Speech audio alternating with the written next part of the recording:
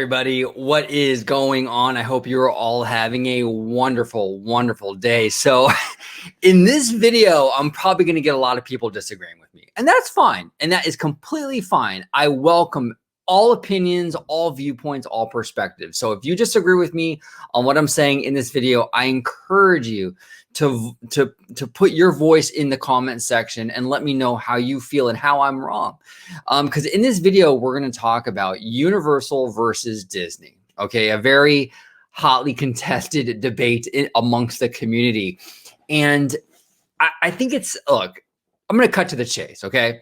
I think that this whole rivalry between Disney and Universal is much more like prevalent in the fan community than in the between the actual companies. Okay, I don't think Disney and even really Universal stress over each other as much as the fan community thinks they do. Okay, and you're probably thinking like Orange Grove, come on, of course they do, of course they do. I'll give you an example, at least on Disney's side. Okay, I hear a constant narrative from fans. Oh, I bet Disney's super mad that they don't have the Marvel rights, the Marvel theme park rights for Florida, right? And that Universal has them. I bet Disney and Bob Iger and Chapek, they're so mad they can't use those characters in Walt Disney World. Now, look, honestly, yeah, they would probably preferably want to be able to use those characters freely, of course. But are they super upset over the fact that Universal has these characters? Absolutely not. Absolutely not. Okay. When Disney wants something, you know they want it. How did Disney act when they were trying to go for Fox? Did they just kind of sit back and be like, okay, whatever happens, happens? No, they aggressively went after Fox to the tune of $70 billion. Whatever they had to do to get Fox, they made it happen. I don't see that same energy, that same sense of urgency, that same fervor going on with the Marvel theme park rights in Florida. You don't really hear anything. Disney is completely 100% content with Universal having those rights. Why? Well, why shouldn't they be? When someone goes to Universal Studios, they go to Island of Adventure and they buy Spider-Man merch, Disney gets a cut. When they buy Simpsons merch, Disney gets a cut. So even when guests are going to Disney's biggest competitor, Universal Studios, they're making money off of guests at Universal. So why in the heck would Disney be upset over that? They're not. They're not losing any sleep over it, you guys. That's why they're not pushing for those rights. You would know if they really wanted it. Just like you knew they really wanted Fox, you would know that they really want those rights, and they just don't care that much. Would they prefer it? Absolutely. Just like they would prefer to have 3, 4, and 5 parks in Anaheim. Of course, in an ideal, perfect world, that's what they want.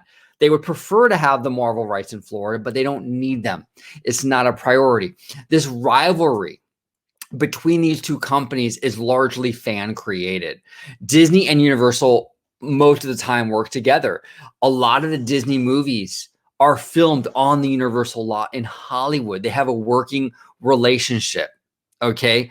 Disney doesn't have to respond to every attraction that Universal builds. I hear a constant drumbeat from fans. Oh, well, Universal built the Velocicoaster. What's Disney's response?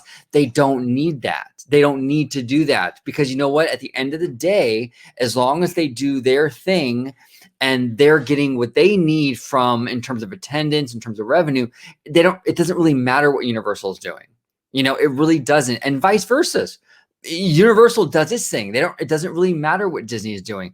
So that's kind of where I stand on this. I think this whole rivalry, this big competition, this big thing is a fan-created fantasy.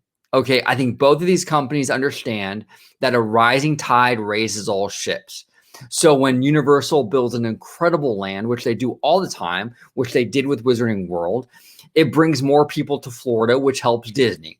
And when Disney builds cool stuff like Tron and other stuff like that, Cosmic Rewind, it'll inevitably bring more people to Florida, and essentially it will spill over into Universal Orlando.